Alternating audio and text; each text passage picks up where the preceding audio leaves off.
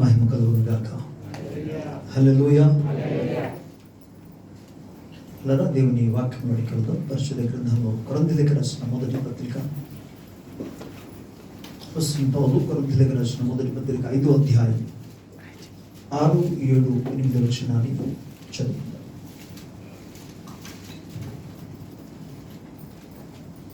మీరు అతిశయపడటం మంచిది కాదు. పులిసిన పిండి కొంచెమైనను ముద్దంతి పులియజేయనని మీరు ఎరుగరా? మీరు పులిపిండి లేనివారు గనుక క్రొత్త ముద్ద ఒకటికై ఆ పాతదైన పులిపిండిని తీసి పారవేయుడి. ఇంతేకాక క్రీస్తు అను మన పస్కా పశువు వధింపబడను కనుక పాతదైన పులిపిండితోనైనను దుర్మార్గతయు దుష్టత్వము నన్ను పులిపిండితోనైనను కాకుండా నిష్కాపట్యమును సత్యము అను పులియని రొట్టెతో పండుగ ఆచరించము.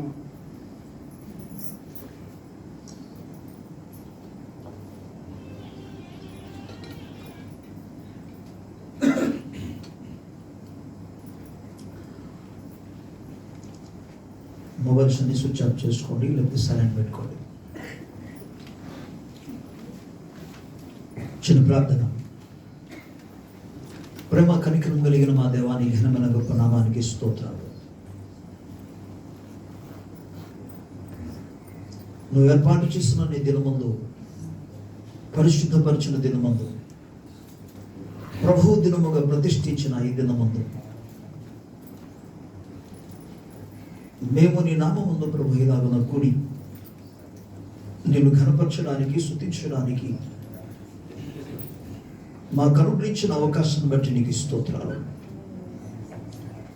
మా తండ్రి, సభలోని దివ్య వాక్యము కొరకు ఏ వాక్యము చేత అయితే నువ్వు సమస్తమును కలుగజేశావో, ఏ వాక్యము చేత అయితే నువ్వు సమస్తాన్ని నీ స్వాధీనంలోంచి నడిపించుచున్నావో,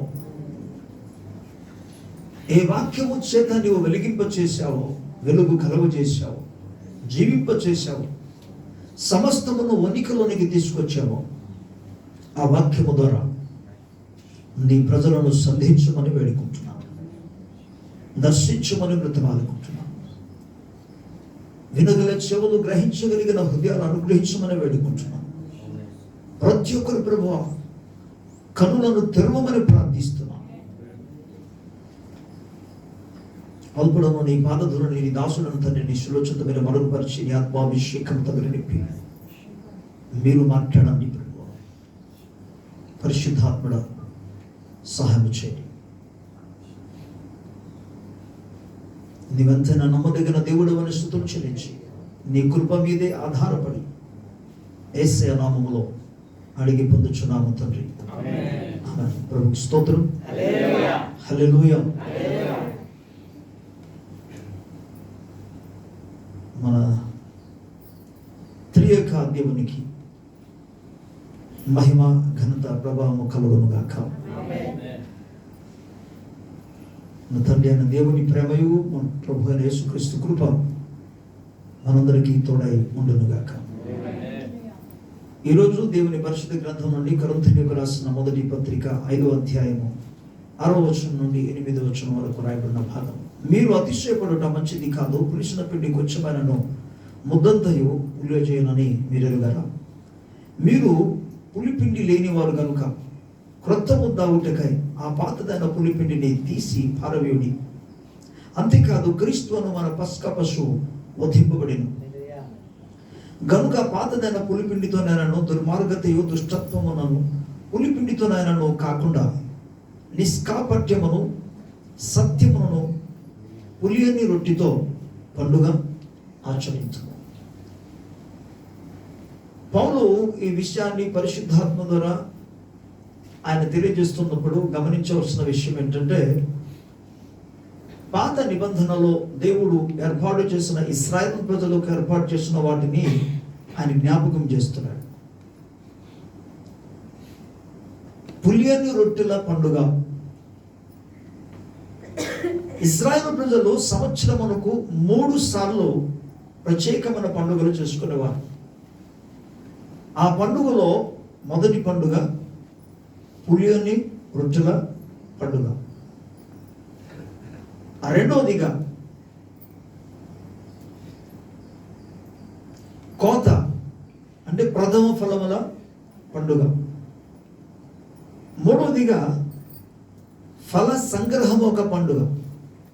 అంటే సంవత్సరం యొక్క అంతంలో వారు ఫలమంతా కూడా సమకూర్చేవాడు. ఈ 3 రకాల పండుగ గురించి ప్రత్యేకంగా పరిశుద్ధ గ్రంథంలో మనకు రాయబడింది. అయితే ఈ పులియని రొట్టెల పండుగ అన్ని ప్రభువు మరో పేరు ఇచ్చాడు దానికి.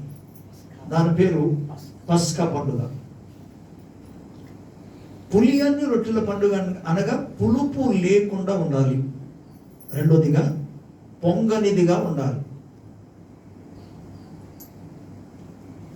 ఇది మనకు అర్థం అవ్వాలంటే మన పాత నిబంధనలోనికి ఇశ్రాయేలు ప్రజల కొరకు దేవుడు ఏర్పాటు తెలియజేసిన మాట్లాడిన సంగతి దగ్గరికి మనం వెళ్ళాలి. రండి, నిర్గమకాండంలోనికి వెళ్దాం.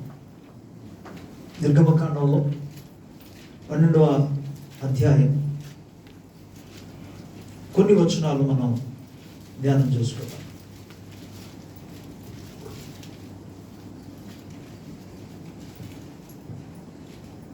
ఇశ్రాయేలు ప్రజలతో దేవుడు మాట్లాడుతూ మోషే ద్వారా వారికి కొన్ని విషయాలను అప్పగించాడు, తెలియజేశాడు. మొదటిది 6వ వచనాన్ని మనం చూసుకుంటే, నిర్దోషమైన ఏడాది మగపిల్లను తీసుకున్నవలెను.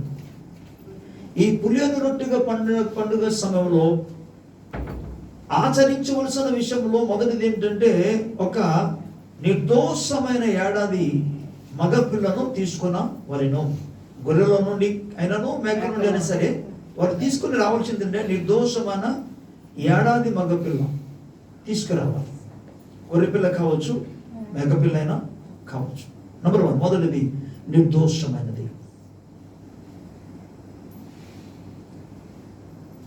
నిర్దోషమనంటే ఎటువంటి దోషము లేనిది. తప్పులు వేరు, దోషాలు వేరు, అపరాధములు వేరు, పాపమే వేరు. వీటన్నిటి కూడా మనం సమకూర్చి ఒకటిగా పాపం అని చెప్పవచ్చు. కానీ కొన్ని దోషాలు ఉంటాయి. దోషం అనగా ఏంటో మీకు చిన్న ఎగ్జాంపుల్ చెప్తాను, జాగ్రత్తగా వినండి.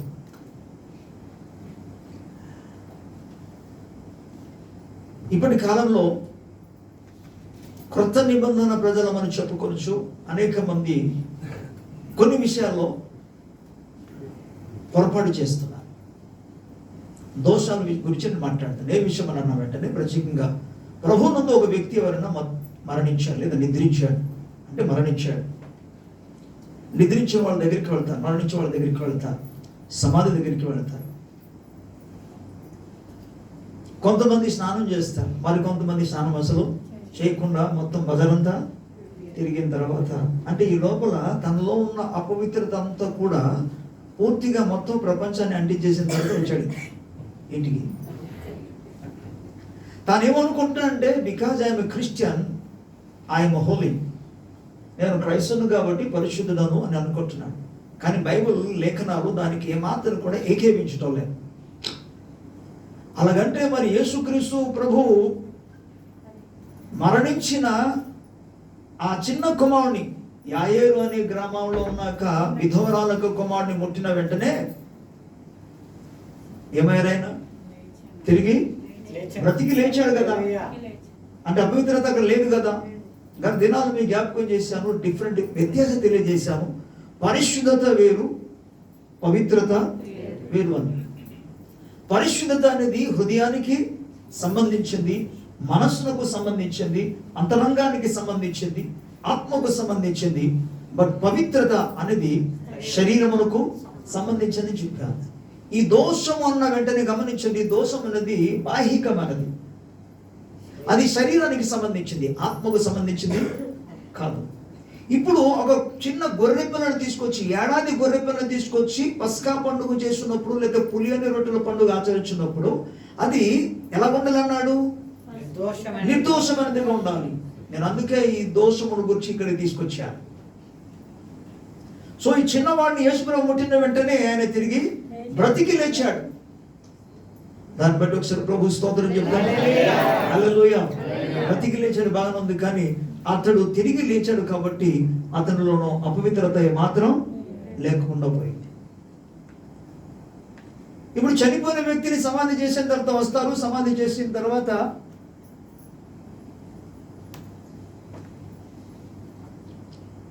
వాళ్ళు తిరిగి వచ్చేస్తారు. చాలా మంది అలాగే ఇంటి లోపలికి వచ్చేస్తారు. నేను కాదంటలేదు, నువ్వు క్రైస్తవుడే, కానీ వాక్యం దాన్ని ఏమాత్రం కూడా ఏకీవించడం లేదు.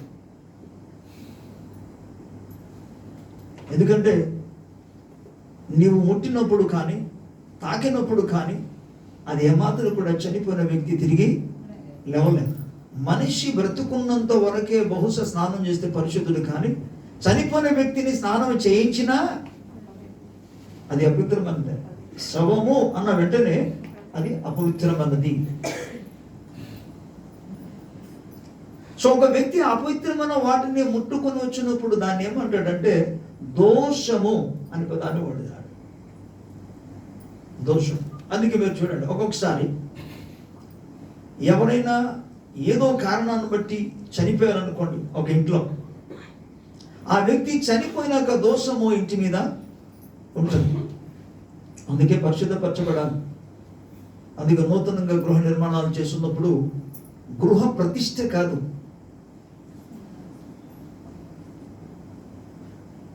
గృహాన్ని పరిశుద్ధపరచడం అనగా గృహాన్ని ఆ కుటుంబ సభ్యులందరూ నివాసం చేస్తున్నట్టుగా దోషములు ఉన్నట్టు కూడా తొలగింపచేసి ఆ గృహము పరిశుద్ధపరచబడాలి. ప్రతిష్ఠ అనే పదం వేరు, ప్రతిష్ఠ అనే పదం వేరు.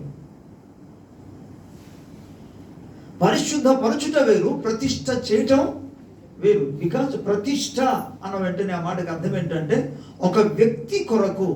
ప్రతిష్ఠ అనే పదం కేవలం దేవునికి సంబంధించింది. అంటే ఒక వ్యక్తి దేవుని పరిచర్య కొరకు, సేవ కొరకు, క్షేమము కొరకు, దేవుని మహిమ కొరకు సేవ చేద్దానని తన్ను తాను ప్రతిష్ఠించుకోవడం అనేది. ఇది this is belongs to God, అంతే. అది దేవునికి. ఫర్ ఎగ్జాంపుల్ దేవాలయం, మందిర ప్రతిష్ఠ అని పదాన్ని వాడతారు. దేనికోసం ప్రతిష్ఠ అంటే దేవుని కొరకు, దేవుని ప్రజలు వచ్చి అక్కడ ఆరాధన చేసినట్టుగా ప్రత్యేకముగా అది ప్రతిష్ఠించబడినది. అది సామాన్యమైన ఇల్లు కానే కాదు. ఇల్లు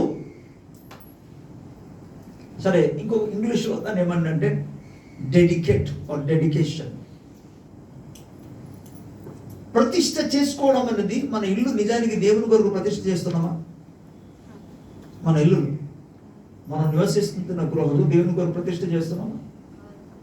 ప్రతిష్ఠ చేస్తే దేవునికి సంబంధించింది. ఒక మగబిడ్డను పుట్టిన లేఖనాలు అంటే పాత గ్రంథం ప్రకారముగా ఒక మగబిడ్డ పుట్టిన వెంటనే అతన్ని 8వ దినాన సున్నతి చేసి దేవునికి ప్రతిష్ఠ చేయాలి. యాజకులుగా లేవీయులందరూ కూడా ప్రభు మహిమ కొరకు తమ్ము ప్రతిష్ఠించుకోవాలి, సేవ కొరకు. సో అందుకే మరలా చెప్తాను, ప్రతిష్ఠ పదం వేరు, పరిశుద్ధ పరచబడుట వేరు. మన ఇల్లును మనం ప్రతిష్ఠ చేయటం లేదు, కేవలం పరిశుద్ధ పరుస్తున్నారు అంతే. దేని ద్వారా పరిశుద్ధపరచబడుతుంది? క్రొత్త నిబంధన లేఖనం ఏం చెప్తుందంటే దేనినైనా సరే ప్రార్థన మరియు వాక్యము ద్వారా పరిశుద్ధ పరచబడుతుంది. కాబట్టి ఆ ఇంటికి వచ్చి ఆ ఇంటి లోపల ఉన్నప్పుడు ఎటువంటి దోషాలు దేని మూలంగా ఉన్నా, ఎవరి మూలంగా కలిగి ఉన్నా అది పరిశుద్ధపరచబడింది కనుక అప్పటి నుండి ఆ ఇంటిలో ఉన్న దోషముందు కూడా తొలగింపబడుతుంది. కాబట్టి అక్కడ ఆ కుటుంబ సభ్యులు నివసించడం వారికి మేలు లేదా క్షేమం. ఓకే, ప్రభుకు స్తోత్రం చెప్తాం. కనుక ఇక్కడ మనం చూస్తే దోషము లేని అనగా నిర్దోషమైనది. దయచేసి ఈ వాక్యం విన్న తర్వాత మీలో ఒకవేళ అటువంటి దోషాలు ఎవరికైనా ఉంటే ప్రభు దగ్గర క్షమాపణ వేడుకొని యేసు రక్తాన్ని ఆపాదించుకోవాలి. గమనించండి, యేసు రక్తం ఏదో కొన్నిటిని కాదు, ప్రతి పాపము. రెండోదిగా సకల దుర్నీతి నుండి మనల్ని విడిపించును. ప్రభువు స్తోత్రం. కాబట్టి నువ్వు ఆ సత్యాన్ని గమనించి ప్రభు దగ్గర ఒప్పుకొని క్షమాపణ కలిగి వేడుకున్నప్పుడు ప్రభు తప్పకుండా పరిశుద్ధ పరుస్తాడు, కడుగుతాడు. ప్రభువు స్తోత్రం. సో నిర్దోషమైన అంటే మరో విషయం చెప్తాను. నిర్దోషమైన దాంట్లో మరో విషయం అర్థం ఏంటంటే అవయవాలలో లోపము లేనిది మరొక అర్థం. ఇది ఎక్కడుంది?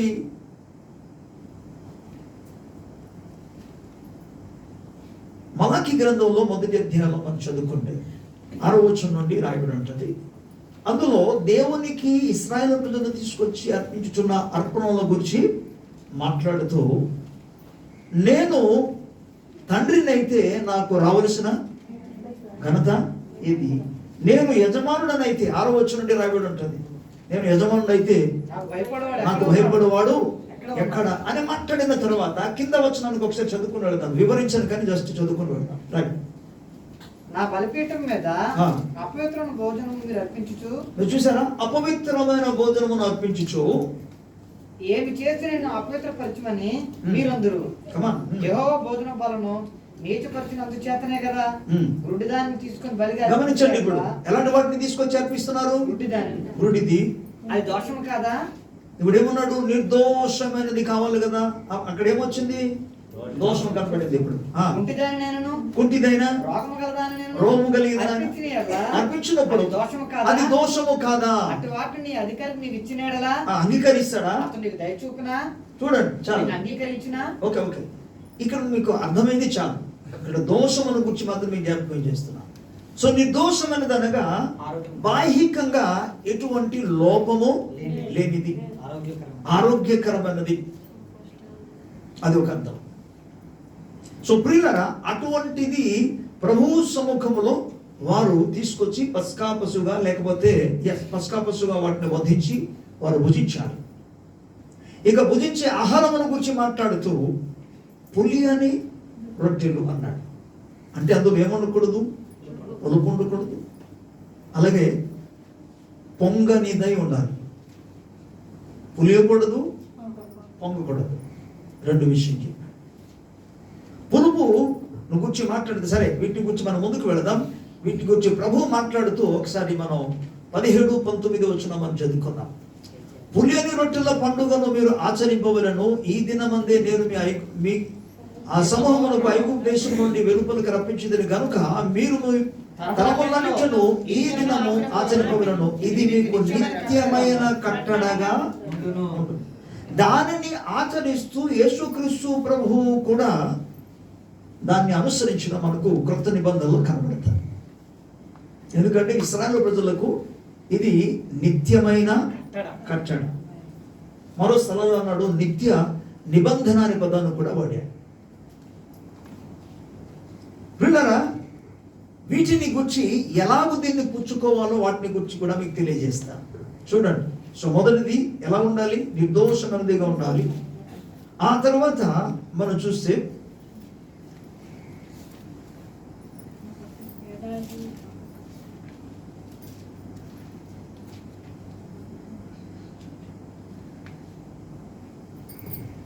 ఎనిమిది వచ్చిన నుండి 7 వచ్చిన నేను చదువుతాను. ఈ నెల 14వ దినము వరకు మీరు దాన్ని ఉంచుకొనవలను. తర్వాత ఇశ్రాయేలు సమూహం అందరూ కూడా తమ తమ కుటుంబములో సాయంకాలం ముందు దాన్ని చంపి దాని రక్తము కొంచెము తీసి తాము దాన్ని తిని ఇండ్ల ద్వారబంధము 2 నిలువుకమ్ముల మీదను పైకమ్ము మీదను చల్లి ఆ రాత్రి వారు అగ్ని చేత కాల్చబడిన ఆ మాంసమును పొంగని రొట్టెలను తినవలను. పై భాగంలో మనం చూసాం, మీకు తెలియజేసిన పులియని రొట్టెల పండు కానీ పస్కా పండు కానీ, అదే విధంగా మనం ఇక్కడ గమనించినప్పుడు పొంగని రొట్టెలు. దేంతో ఇది ఎలాగ తినాలంటే చేదు కూరలతో దాన్ని తినవలెను. కాల్చాలి, తర్వాత చేదు కూరతో తినాలి. ఇవన్నీ మనం చేస్తున్నాం ఎప్పుడు?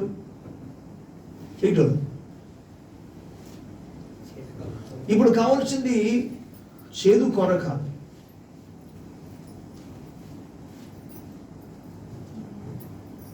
చేదు దుఃఖానికి, బాధకు సాదృశ్యం.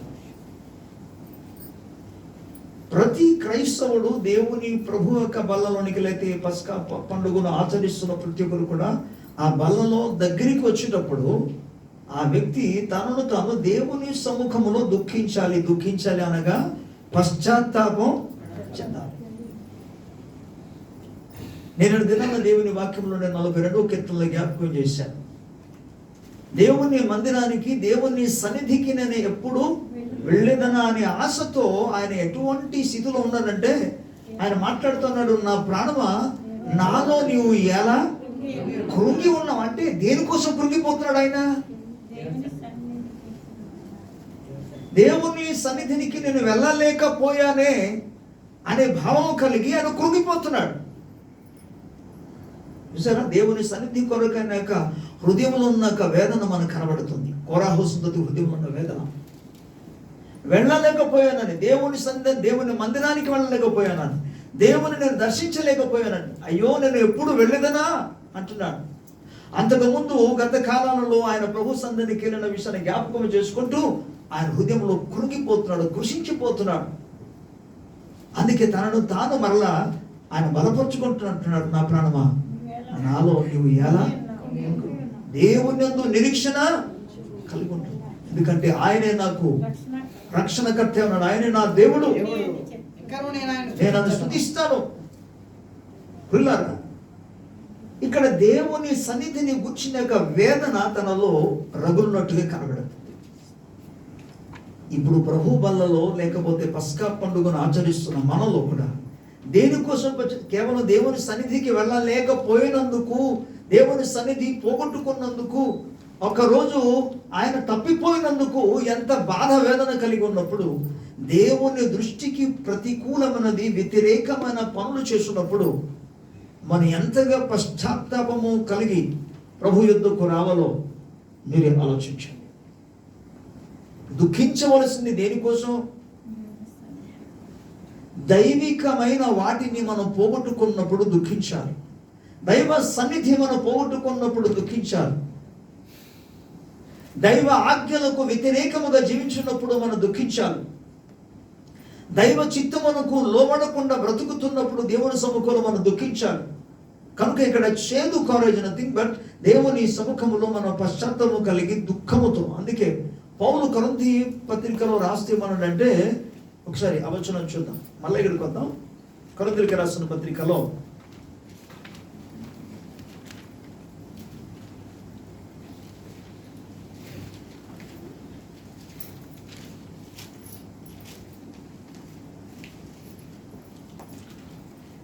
ప్రభువుకి స్తోత్రం, హల్లెలూయా.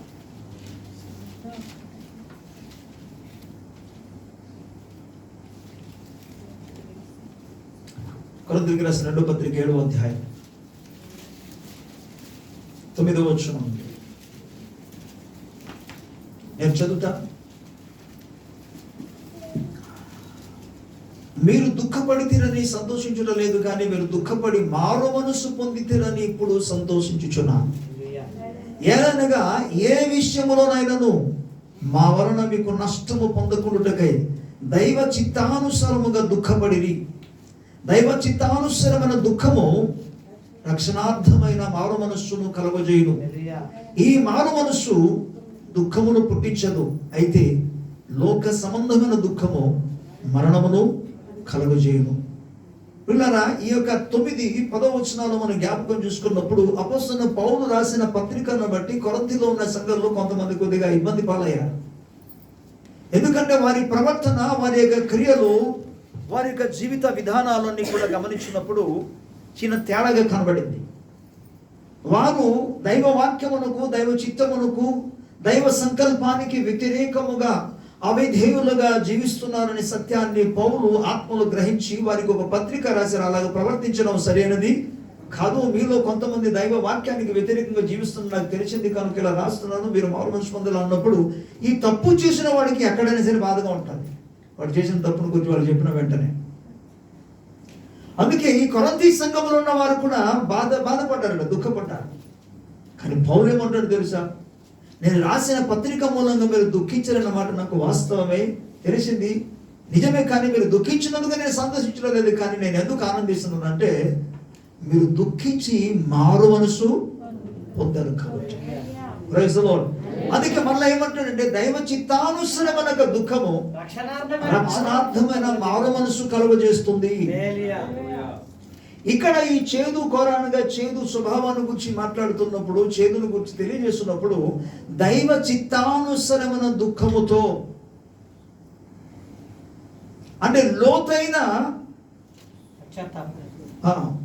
మారు మనసు కలిగి, లోతైన పశ్చాత్తాపముతో, లోతైన ఒప్పుకోలుతో ప్రభు వల్లను ఒక వ్యక్తి సమీపించాలి, పాల్గొనాలి.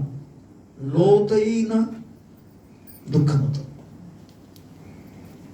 అంతరంగములో నుండి వచ్చిన దుఃఖముతో, పెదవులతో కాదు, నోటితో కాదు, నిజమైన మార్పు కలిగే అంతరంగంలో ఈ బలను లేక ఈ పండుగను ఆచరించాలి. ఏ పండుగ ఇది? పస్కా పండుగ. దానినే పులియని రొట్టెల పండుగ, పొంగని దినాలు. ఇది తరతరాల వరకు కూడా దేవుడు ఏర్పాటు చేశాడు. ఇప్పుడు క్రొత్త నిబంధనలో మనకు కూడా ప్రభు ఏర్పాటు చేస్తున్నాడు. ఇప్పుడు పౌలు ఏమంటున్నాడు ఇప్పుడు మనం చూద్దాం. ఓకే, వీటిని గురించి మళ్ళా ఇప్పుడు వీలైన తర్వాత వద్దాం. అగైన్ కొరింథీయులకు రాసిన పత్రికలోనికి మనం వెళ్దాం. ఈ మొదటి పత్రికలో 5వ అధ్యాయంలో ఆయన మాట్లాడుచు ఏమన్నాడంటే 7వ వచనంలో 6వ వచనం నుండి, మీరు అతిశయపడుట మంచిది కాదు, పులిసిన పిండి కొంచెమైనను ముద్దంతే పులియజోనని మీరు ఎరుగరా. పులుపు మీకు ముందు చెప్పాను, పులుపు అనేది దైవ చిత్తమునకు వ్యతిరేకముగా ఉండేది స్వభావం.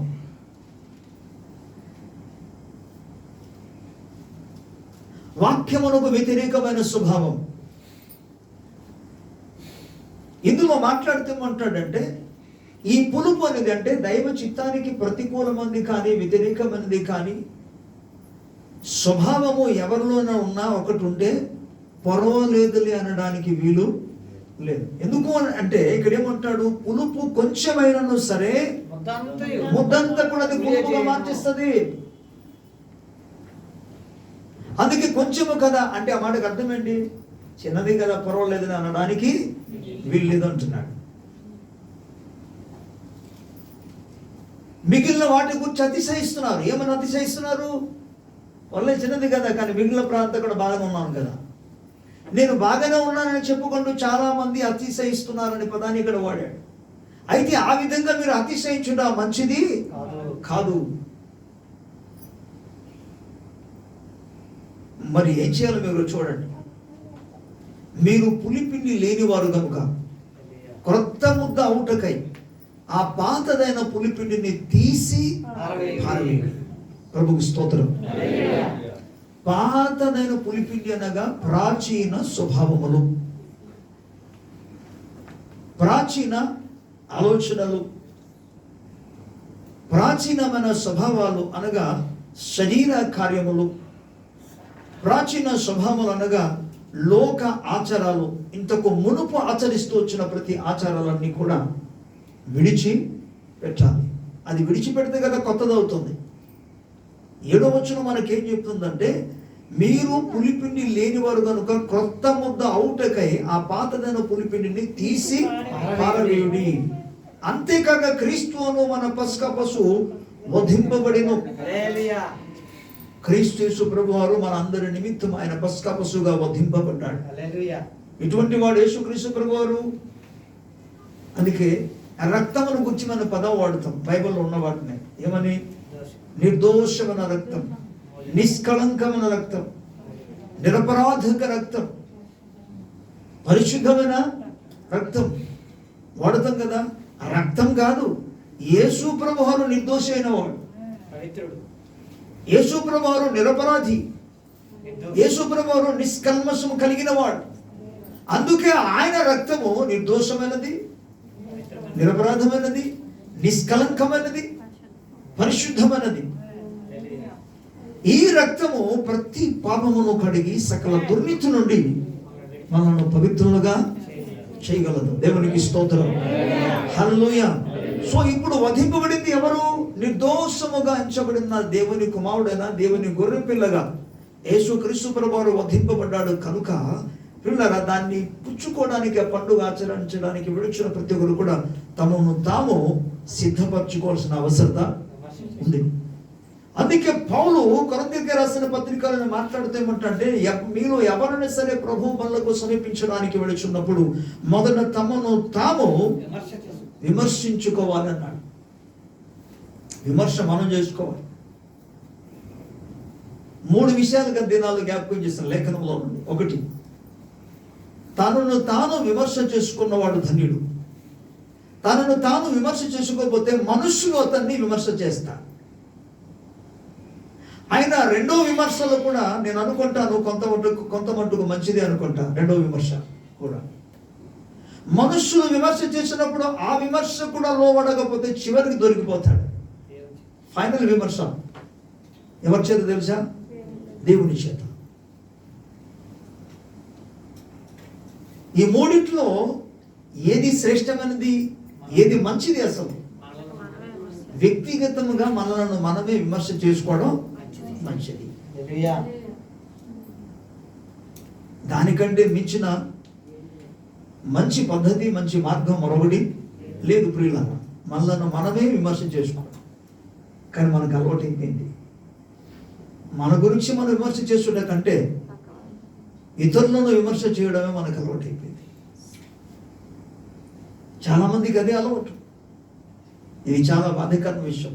ఓకే, మనం ఎక్కడికి వస్తున్నాం?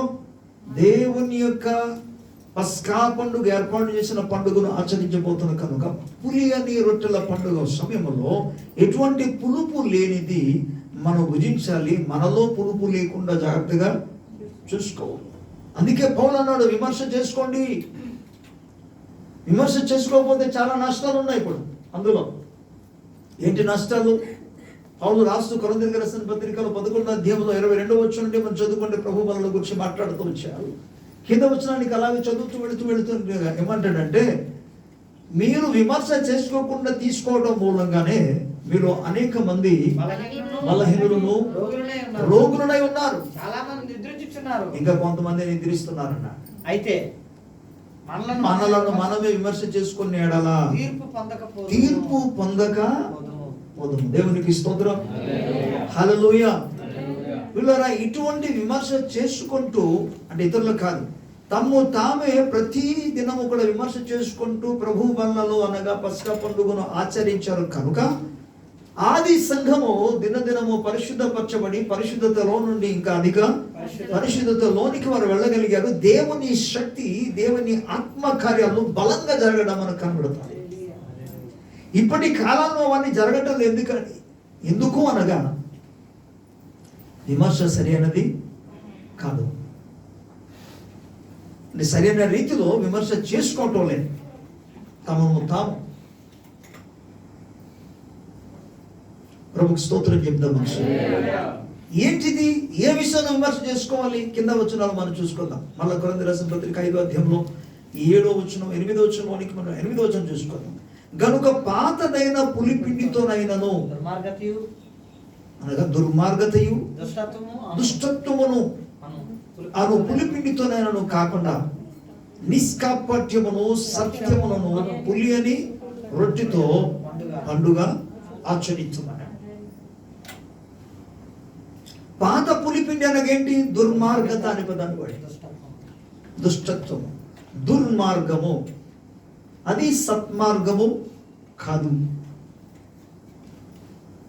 ఆ మార్గము దుష్ట మార్గం, చెడు మార్గం. అది అందుకే కీర్తనకారుడు అంటాడు, దుష్టుల ఆలోచన చెప్పున్నాడు, పాపుల మార్గమున నిలవక, అపహాసకులు కూర్చుండ చోట కూర్చుండక, యెహోవా ధర్మశాస్త్రమందు దివారాత్రము ఆనందించుచు ధ్యానించేవాడు ధన్యుడు. ఓకే, ప్రభుకి స్తోత్రం. మొత్తానికి చాలా చక్కగా మొదటి కీర్తన చెప్తున్నారు, బాగానే ఉంది. కానీ ఇక్కడ చెప్తున్న విషయం ఏంటో తెలుసా? దుర్మార్గములను విడిచిపెట్టాలి, దుస్వభావములన్నీ కూడా విడిచిపెట్టాలి. మత్తయి సువార్త 12వ అధ్యాయంలో 36వ వచనంలో 34 నుండి 36వ వచనంలో మనం చదువు వెళ్తే అక్కడ ఏమంటారంటే, సజ్జనుడు తన మంచి ధననిధి నుండి సద్విషయములనే తీసుకొస్తాడు, దుర్జనుడు తన చెడ్డ ధననిధి నుండి దుర్విషయములను తీసుకొస్తాడు అన్నాడు. ప్రియులారా, సన్మార్గమును కలిగి మనం జీవించాలి. అనగా దుర్మార్గతను అలాగే దుష్టత్వమును విడిచిపెట్టవలసిన అవసరత ఉంది. ప్రభుకి స్తోత్రం. గట్టిగా హల్లెలూయా. దైవ చిత్తానికి ప్రతికూలమైనదంతా కూడా అది దుర్మార్గమే. వాటిని విడిచిపెట్టమని ప్రభు చెప్పాడు. మనం ప్రభు యొక్క బలలోనికి సమీపించడానికి కాదు, మనం పుచ్చుకోవడానికి సమీపిస్తున్నాం. దాన్ని పుచ్చుకుంటాం. దేవుడు ఏర్పాటు చేసిన, దేవుడు నియమించిన వాక్యానుసరముగా నడవకుండా బల్లలో పాలిభక్తులు అవడం నీ మీదికి నీవు శిక్ష తెప్పించుకోవడమే. అందువల్లనే మొదట పరీక్షించుకోవాలి, పరిశీలన చేసుకోవాలి. ఆ తర్వాత అని పదకొండాడు. అటు తర్వాత అలాగు చేసి, అంటే ఏం చేసి అలాగు చేసి పరీక్షించుకున్న తర్వాతే వెళ్ళాలి. ప్రభుకు స్తోత్రం, హల్లెలూయా. అలాగూ నిజంగా ఎవరైతే చేస్తారో వాళ్ళ గురించి లేఖనం ఏం చెప్తుంది తెలుసా? వారికి వెను వెంటనే విడుదల కలుగుతుంది, రక్షణ కలుగుతుంది, స్వస్థత కలుగుతుంది, విజయం పొందుతారు, విమోచన పొందుకుంటారు. ఎటువంటి బంధకాల్లో ఉన్నా సరే అందులో నుండి విడుదల పొందుతారు. ఎందుకంటే ఆ రాత్రి ఆ రక్తాన్ని వాళ్ళు ఆపాదించారు. మనం ఏం తీసుకుంటున్నాం? పస్కా పండుగ టైంలో, లేకపోతే పులియని రొట్టెల టైంలో, పండుగ టైంలో కేవలం రొట్టె మాత్రం తినటం లేదు, లేకపోతే ఆ వధింపబడిన పస్కా పశువు యొక్క మాంసం మాత్రం కాదు. మనం ప్రభు యొక్క రక్తమును కూడా పుచ్చుకుంటున్నాం. ఇక రక్తాన్ని గురించి కూడా మీకు జ్ఞాపకం చేస్తాను. శరీరాన్ని గురించి, రక్తాన్ని గురించి కూడా ఒక మాట ఏంటంటే, మన అనేక పర్యాయాలు ఈ ప్రభు బల్ల అనే పదాన్ని వాడుతుండగా రొట్టె ద్రాక్షరసం భుజించినప్పుడు నీవు రొట్టె ద్రాక్షరసముగా ఎన్నడూ కూడా ఎంచి తినకూడదు. చూడండి ఒకసారి.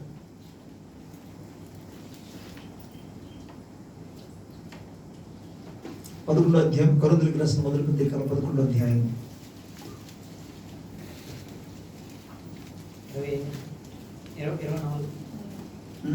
దానిని విడిచి మీ కొరకైన నా శరీరము నన్ను జ్ఞాపకం చేసుకున్నట్టకే దీనిని చేయడని చెప్పాను. ఆ ప్రకారమే భోజనమైన పిమ్మట ఆయన పాత్రను ఎత్తుకుని, ఈ పాత్ర నా రక్తం వలనైనా క్రొత్త నిబంధన. 29వ వచనం. ప్రభు శరీరమును వివేచింపక తిని త్రాగువాడు. ప్రభువు శరీరమని వివేచింపక. మాట మీకు అర్థమైందా? తలపైకి ఎత్తాను, మీరేం చెప్తున్నారు మరి? ప్రభు శరీరమని వివేచింపక అంటే మీ చేతికి ఒకవేళ ఈ రొట్టె ఇవ్వబడతాం, ఇవ్వబడిన తర్వాత దాన్ని ఏమని తింటున్నారు మీరు? రొట్టె అని తింటున్నారు, ద్రాక్షారసం అని తాగుతున్నారు. అంతే కదా? చాలా మంది అలాగ ఊహించుకొని తాగుతారు. కానీ ఇక్కడ ఏమంటాడో తెలుసా? మనము ఆయన శరీరం అని ఎంచాలి, ఆయన రక్తమని ఎంచాలి. ఎందుకంటే ఆ విధంగా ఎంచకుండా ఎవరైతే తింటున్నారో వారి గురించి చెప్పినమాట 29వ వచనం. మళ్ళీ నేను చెప్తాను. ప్రభు శరీరం అని వివేచింపక తిని త్రాగువాడు అంటే ఆ రొట్టె ఎవరి శరీరం? ప్రభు శరీరం. ఆ ద్రాక్షరసం ఆయన రక్తం అని వివేచించి గ్రహించి ఇది ఆయన శరీరము, ఇది ఆయన రక్తం అని ఎంచి భుజించాలి, ఎంచి త్రాగాలి. అలాగున ఎంచి తిని త్రాగు వారి గురించి బైబిల్ నేను ప్రభు ఆ మాటకు మరో అర్థం ఏంటంటే, అది కేవలం ఎంచుకోవడం మాత్రం కాదు, ఎంచుకోవాలి అనే పదానికి మరో అర్థం ఏంటంటే, నేను ప్రభు శరీరములో పాలి భాగస్థులు అవుతున్నాను కనుక అటువంటి పవిత్రమైన పరిశుద్ధుడైన శరీరములో అనగా యేసయ్య శరీరములో పాలి భాగస్థులు అవుతున్నాను కనుక నన్ను నేను పరిశుద్ధ పరుచుకోవాలి అని ఎంచుకోవాలి. సో ఆ విధంగా తనను తాను ఎవరైతే పరిశీలన చేసుకొని తింటారో వాళ్ళు దీవించబడతారు. ఓకే, 30వ వచనం. ఆ విధంగా ఎంచుకోకపోవడం వల్ల కలిగిన నష్టాల గురించి 30వ వచనంలో చెప్పాడు. కానీ 31వ వచనం, అయితే మనలను మనమే విమర్శించుకొని తీర్పు పొందగా ఉండు. ప్రభుకు స్తోత్రం. హల్లెలూయా. ఓకే, ఇంకా కింద వచనాలు కూడా ఏమంటాడంటే, మనము తీర్పు పొందిన ఎడల లోకముతో పాటు మనకు శిక్ష విధి కలగకున్నట్లు ప్రభు చేత శిక్షింపబడుచున్నాము. కాబట్టి నా సహోదరులారా, భోజనం చేయుటకు మీరు కూడి వచ్చినప్పుడు ఒకని కొరకు ఒకడు కనిపెట్టుకొని ఉండుడి. మీరు కూడి వచ్చుట శిక్ష విధికి కారణము కాకున్నట్లు. ఎవడైనా ఆకలి ఉన్న తన ఇంటనే భోజనం చేయవలను. నేను వచ్చినప్పుడు మిగిలిన సంగతులు క్రమపరచును అనే పదాన్ని వాడాను. ఈ వాక్య భాగంలో ఏంటంటే మరో విషయం చెప్పాడు, ఒకరికంటే మరొకడు ముందుగా భోజనం చేసేస్తాడంట. ప్రభు వల్ల తీసుకున్నప్పుడు లేక ఈ యొక్క పస్కా పండుగ ఆచరించినప్పుడు కొంతమంది ఒకరికంటే మరొకడు ముందుగా తినేస్తాడు. అంటే అర్థం ఏంటి?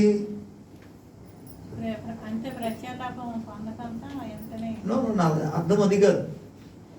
ఒకరికంటే మరొకడు ముందుగా తినేసాడు. ఎందుకంటే ఆ మాటకు అర్థం ఏంటంటే, నేను ఆల్రెడీ బాగానే ఉన్నా, నేనంతా ఓకే అని తీసుకున్నాను. ఆ విధంగా తీసుకోవటంలో తప్పు కూడా లేదు. నిజానికి మనం మామూలుగా ఆలోచన చేస్తే ఎటువంటి తప్పు లేదు. ఎందుకంటే ఆల్రెడీ ఆయన పరిశీలన చేసుకుని తీసుకున్నాడు, ఓకే ఇచ్చుకోండి. కానీ లేఖనం ఏమంటుందంటే ఆ విధంగా తీసుకోవడం మంచిది కాదు. ఎందుకు అని అంటే, ఒక వ్యక్తి కంటే మరొక వ్యక్తి ముందు తీసుకున్నప్పుడు ఏం జరుగుతుంది తెలుసా? ఒక వ్యత్యాసాన్ని తెలియజేస్తుంది. అర్థం ఏంటో వ్యత్యాసం అంటే, నేను ఇతరుల కంటే బాగానే ఉన్నాను అనిస్తుంది. ఆ స్టేజ్ వస్తుంది అక్కడికి. అంటే అవతల వ్యక్తికి నువ్వు ఏమని నేరారోపణ చేస్తున్నావు? నా అర్థం ఏంటంటే, నేను పరిశుద్ధులను, నేను మంచోడిని, నాలో ఎటువంటి దోషాలు లేవు, ఇంకా నేను ఉంది కాబట్టి పశ్చాత్తాపడుతున్నా. ఇంకా పడు, నేను ముందుగా తీసుకుంటాను, ఎందుకంటే నేను ఆల్రెడీ ఎవ్రీథింగ్ ఈజ్ ఓకే. దీని గురించి కూడా లేఖనము ఖండిస్తుంది. ఏంటంటే అలాగూ ఎన్నడూ కూడా చేయకూడదు. అందుకే ఒకరి కొరకు ఒకరు ఏం చేయాలట? నీవు పశ్చాత్తాపం చెందే ఓకే, బట్ అవతల వ్యక్తి ఇంకా పశ్చాత్తాపడుతున్నాడు, ఇంకా ప్రార్థన చేస్తున్నాడు. నేను అందువలనే నేను ఒక పదాన్ని వాడుతుంటాను ప్రభు వల్ల తీసుకున్నప్పుడు. ఏ పదం తెలుసా? అందరూ ఒకేసారి అని పదం వాడతాను. ఈ లేఖనాన్ని బట్టి ఎవరికి ఇష్టం వచ్చినప్పుడు దొరికిన వెంటనే నేను అది వాళ్ళ ఇష్టానికి నేను వ్యతిరేకని కాను, బట్ వాక్యములో ఉన్న వాటిని బట్టి ఏం చెప్తున్నానంటే, అందరూ ఒకేసారి తినండి, అందరూ ఒకేసారి. ఈ వాక్యాధారణ బట్టి ప్రియులారా, ఏది ఏమైనా మనము పులి అని వాటిని, పులి అనే రొట్టె మాత్రం కాదు, ఇక్కడ మన హృదయాలు, మన యొక్క మనస్తత్వాలు, మన యొక్క ప్రవర్తనలు, మన యొక్క మార్గాలు, మన యొక్క జీవిత విధానం అంతా కూడా సంపూర్ణముగా పరిశుద్ధ పరచబడి, యేసు రక్తంతో కడగబడి, ఏ దేవుని వాక్యముతో కడగబడి, పరిశుద్ధాత్మ ద్వారా కడగబడి, ఓకే, ఆ తర్వాత మనం ప్రభు యొక్క బలలో పాలిభక్తులు అవ్వాలి. ప్రభుకి స్తోత్రం. అలాగూ చేయగలిగినప్పుడు నిజంగా అది ప్రభుకి ఎంతో ఆనందాన్ని కలిగిస్తారు. అలాంటి వాడు ప్రభు యొద్ద నుండి బలాన్ని పొందుకుంటాడు, ప్రభు శక్తిని పొందుకుంటాడు. ఇక 6వ అధ్యాయంలో యోహాను సువార్తలో చెప్పినట్టుగా ఆ విధంగా ఎవరైతే విమర్శ చేసుకొని తీసుకుంటారో ప్రభు ఏమన్నారు తెలుసా? అంత్య దినంలో నేను అతనికి లేపుతాను. అంతే మాత్రం కాదు, చాలా విషయాలు చెప్పాడు. నన్ను అతనికి ప్రత్యక్షపరచుకుంటాను, బయలుపరచుకుంటాను. నేను నా తండ్రి వచ్చి వాని యందు నివాసము చేసేదను. ఇలాగ ఎన్నెన్నో అద్భుతమైన కార్యాల గురించి 6వ అధ్యాయంలో యోహాను సువార్తలో మనకు కనబడతాయి. ప్రభు చెప్పిన మాటలు. ఈ ఆహారం 6వ అధ్యాయంలో మాట్లాడుతూ నేనే జీవాహారమును అని ప్రభు సెలవించాడు. ఆ ఆహారము నేనే. ఈ ఆహారము తినువాడు మరి అన్నడును దప్పికొనడు, మరి అన్నడును ఆకలి కొనడు అని చెప్పాడు. ఏ ఆహారం ఇది? పరలోకం నుండి దిగి వచ్చిన జీవాహారం అది. ప్రభుకి స్తోత్రం. అంటే మనం ప్రభు వల్ల ఆచరిస్తున్నప్పుడు ఏ ఆహారమును తింటున్నాం? పరలోకము నుండి. మన్నను తిన్నారు, అది కూడా ఆకాశం నుండి కుమరించబడింది. కానీ మన్న తిన్న వాళ్ళందరూ కూడా చనిపోయారు. కానీ ఈ ఆహారము తిన్నవాడు ఎల్లప్పుడూ జీవించునని. ప్రభుకి స్తోత్రం. ప్రభు బల్ల అంటే అది సామాన్యమైన విషయము కానే కాదు. మరి కొంతమంది పిల్లలు, ఇప్పుడు పిల్లలు ఏడుస్తారు, నాకు రొట్టి కావాలండి, నాకు సస్యం కావాలి, వాళ్ళకి ఇవ్వకూడదు. ఎందుకంటే అది ప్రభు శరీరం, ఇది ప్రభు యొక్క రక్తం, ఇది ఆడుకుంది కాదు. ఎవరు దీన్ని పుచ్చుకోవడానికి యోగ్యుడు? ఎవరైతే తన్ను తాను విమర్శ చేసుకున్నాడో, పరీక్షించుకున్నాడో, పరిశీలన చేసుకున్నాడో, పశ్చాత్తాపం కలిగి ఉన్నాడు, మనస్సు మార్చుకున్నాడు, దేవుని సముఖంలో తను తగ్గించుకున్నాడు, చేదు అనుభూతి అనగా అంతరంగంలో నిజమైన పశ్చాత్తాపం కలిగి ఉన్నాడు, అటువంటి వారికి ప్రభు వల్ల ఉపయోగకరంగా ఉంటుంది. అలాగూ కాకపోతే మాత్రం తమ మీదికి తామే శిక్ష విధిని తెచ్చుకుంటారు. శిక్ష విధి తెచ్చుకోవడం మంచిదా, లేకపోతే దేవుని శక్తితో, దేవుని బలముతో నింపబడడం మంచిదా? అది జరగాలంటే అంతరంగంలో నిత్యమైన పశ్చాత్తాపం కలిగి ఉండాలి. ప్రభుకి స్తోత్రం. కనుక పులుపు, హృదయంలో ఎటువంటి పులుపు ఉన్నా, పులుపుకు సంబంధించింది ఏదైనా సరే, అది గర్వము, అహంకారం కావచ్చు, ఓకే, చెడుతనము కావచ్చు, శరీర క్రియలన్నీ కూడా, శరీర స్వభావం అంతటి కూడా పులుపుతో పోల్చబడింది. గలతీ పత్రికలో మనకు 5వ అధ్యాయంలో 19వ వచనం నుండి రాయబడిన ఆ లేఖనాల్లో అటువంటి యొక్క దుస్వభావము, దుష్ట ఆలోచన. ఎందుకంటే యేసు ప్రభువు మాట్లాడుతూ మత్తయి సువార్త 15వ అధ్యాయం 7వ వచనం నుండి అని తెలియజేస్తామని, ఒక మనుష్యుని యొక్క హృదయములో నుండి వచ్చినదే మనుషుని ఏం చేస్తుంది? అపవిత్రపరుస్తుంది. లోపల నుండి, బయట నుండి లోపలికి వెళ్ళినది ఆహారము కాదు అపవిత్రపరిచేది. హృదయాన్ని అపవిత్రపరిచింది ఏంటంటే ప్రతి విధమైన స్వభావాలు, చెడు స్వభావాలు. అదే దుష్ట మార్గం అనే పదాన్ని వాడాడు. దుష్మార్గము, ఇవన్నీ కూడా ఆ కేటగిరీకి సంబంధించింది. మీకు చాలాసార్లు చెప్పాను, ఇవన్నీ కూడా ఒక ఫ్యామిలీ మెంబర్స్ అన్నమాట, ఒక కుటుంబానికి చెందినవారు. కానాను దేశంలో ఎలాగైతే కానానుకి పుట్టిన 7 కుమారులు ఉన్నారు, ఒక కుటుంబానికి సంబంధించిన వారు, అదేవిధంగా ఈ దుష్టత్వము, దుష్మార్గము, చెడు మార్గము, ఓకే, ప్రతి విధమైన కోపము, క్రోధము, అల్లరి, ద్వేషము, కలహము, మత్సరము, ఇవన్నీ కూడా ఒక ఫ్యామిలీ మెంబర్స్.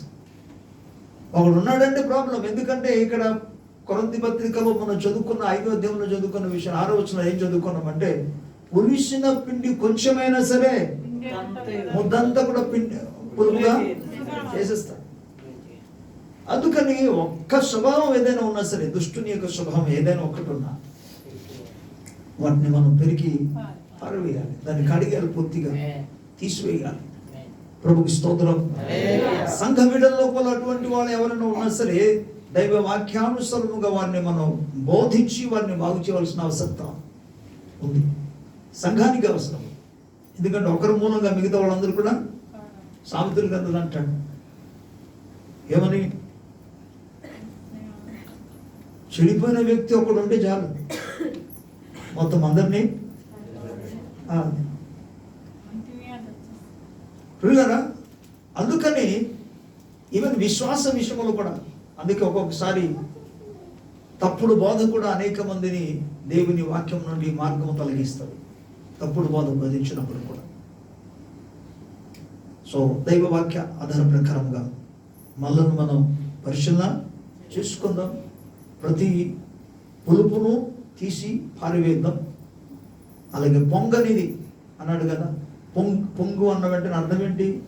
గర్వం, అహంకారం, అతిశయం, అటువంటి స్వభావాలు లేకుండా వాటిని మనం తీసి పారివేయాలి. అంటే పదానికి అర్థం ఏంటంటే మన దేవుని సముఖంలో తగ్గించుకొని, దీనత్వము కలిగి, వినయ స్వభావం కలిగి ప్రభు బల్ల దగ్గరికి మనం రావాలి. అందుకే ఎవరి మీద అయినా సరే మనకి ఎటువంటి ప్రతికూలమైన ఆలోచనలున్నా, భావాలున్నా, భేదాభిప్రాయాలున్నా, భిన్నాభిప్రాయాలున్నా వాటిని కూడా మనం విడిచిపెట్టాలి. అలాగే క్షమించాలి, క్షమాపణ కోరుకోవాలి. ఒక్క మాటతో చెప్పాలంటే అందరితో సమాధానం కలిగి ఉండాలి. ప్రభుకి స్తోత్రం. ఆ స్థాయిలో ప్రభు బలను మనం పుచ్చుకోవాలి. అప్పుడు అది ప్రభుకు మహిమ, మనకు ఆశీర్వాదం. ప్రభు ఆనందిస్తాడు, తన శక్తితో నింపుతాడు. ఆయన మనతో ఉంటాడు, మనతో సహవాసం చేస్తాడు. అంత్యదినాన్న తిరుగు లేకుండా తిరిగి దేవుని స్తోత్రం. హల్లెలూయా. అది కళ్ళు మూసుకుంటే ప్రార్థన చేసుకుందాం. ఒక నిమిషం మనందరూ కూడా ప్రభు సముఖంలో ప్రశ్న తెలుసుకోండి. అల్లాడు ఇశ్రాయేలు ప్రజలు ఆ రక్తమును వారి ద్వారబంధములో రాశారు, నిలువను అడ్డును. ఈనాడు ఆ రక్తాన్ని నీ జీవితం మీద వాటిని రాయాలి, నీ మనస్సు మీద ఆపాదించాలి, నీ ఆలోచన మీద ఆపాదించాలి, నీ ఊహల మీద ఆపాదించాలి, నీ యొక్క హృదయం ముందు దాన్ని ఆపాదించాలి. ప్రతి ఒక్కరు కూడా ప్రభువా నీ శిలువ రక్తముతో నా ఊహలను, నా ఆలోచనలు, నా తలంపులను, నా మనస్సును, నా హృదయాన్ని నీ రక్తముతోనైనా కడగమని ప్రభు సముఖంలో పెట్టుకో. నీకు వ్యతిరేకముగా చేసిన ప్రతి దోషములను క్షమించమని,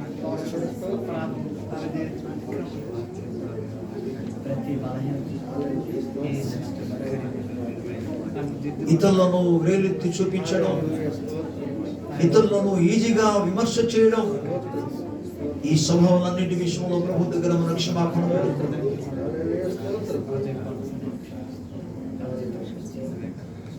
దైవ వాక్యమునకు లోబడని స్వభావాలు ఏమైనా ఉన్నా వాటిని తొలగించమని ప్రభు దగ్గర క్షమాపణ వేడుకున్నాం.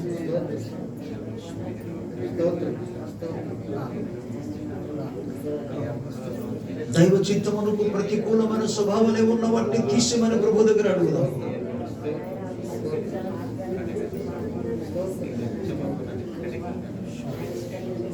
అందరితో ప్రేమ కలిగి జీవించమని, అందరితో సమాధానము కలిగి ఉండాలని ప్రభు వాక్యం బోధిస్తున్నాయి.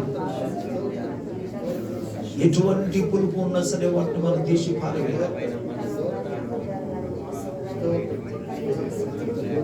వినయము దయచేయమని అడుగుదాం. విధేయత అనుగ్రహించు ప్రభు అని అడుగుదాం. తగ్గింపు స్వభావం అనుగ్రహించమని అడుగుదాం. ప్రేమ అనుగ్రహించి యేసయ్యా అని అడుగుదాం.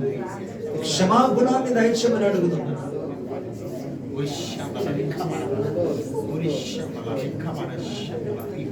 ఇశ్రాయేలు ప్రజలు భౌతికమైన రక్తాన్ని, భౌతికమైన పస్కా పండుగ ఆచరించినప్పుడే వారికి 400 సంవత్సరాల బానిసత్వం నుండి విడుదల కలిగింది, విమోచన కలిగింది.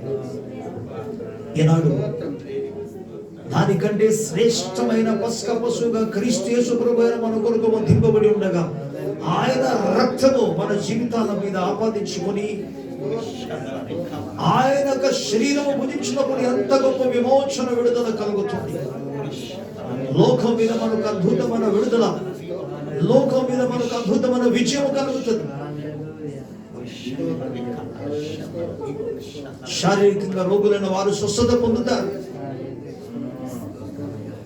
పునరుత్థాన శక్తితో నింపబడతారు. Thank you Jesus. ప్రార్థన చేసుకుందాం. ప్రేమ కనికరం కలిగిన మా దేవా, ఈ ఘనమైన గొప్ప నామం వరకు కృతజ్ఞత స్తుతి స్తోత్రములు వందనాలు చెల్లించుకుంటున్నాము నాయన. ఈరోజు నీ వాక్యము ద్వారా మీరు మాతో మాట్లాడిన ప్రతి ఒక్క మాటలను బట్టి, జ్ఞాపకం చేసిన ప్రతి ఒక్క వాక్కును బట్టి నీ కృతజ్ఞతా స్తుతులు మేము చెల్లిస్తున్నాయి.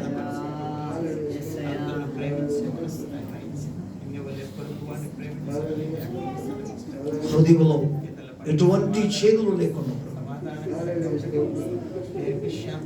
ఎటువంటి కపటము లేకుండా, శుద్ధ హృదయాన్ని మీరు కలుగజేయమని ఒకరిలో ఒకరు ప్రేమ సమాధానము కలిగి జీవించినట్టుగా కృప చూపమని వేడుకుంటున్నాము నాయన. క్షమాగుణాన్ని మీరు దయచేయమని మేము ప్రార్థిస్తున్నాము నాయన. దైవ చిత్తానికి దైవ వాక్యమునకు ప్రతికూలమైన ప్రతి స్వభావమునైనా పెరిగి పారివేమని మేము ప్రార్థిస్తున్నాం. నీ ప్రేమతో నింపయ్యా, నీ ప్రేమతో నింపు, నీ ఆత్మ ద్వారా నీ ప్రేమతో నింపు. సమాధానము కలుగునుగా కనే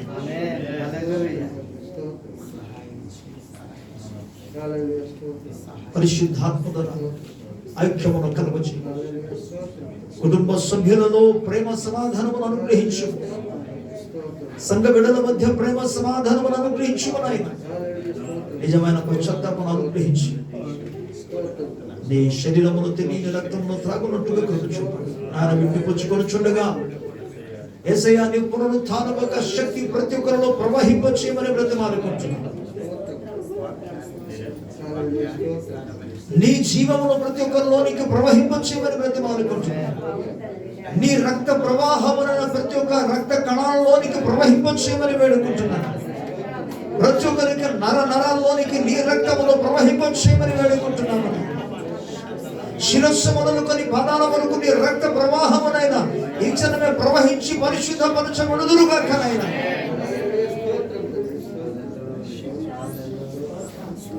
నీ ప్రేమతో నింపునాయన, నీ జీవముతో నింపునాయన, నీ సత్యముతో నింపునాయన. నీ జయ జీవితాన్ని అనుగ్రహించునాయన. మహిమ మీకే. యేసు ప్రభు నామములో వేడుకొనుచున్నాము తండ్రి. ఆమేన్. ఆమేన్. Praise the lord.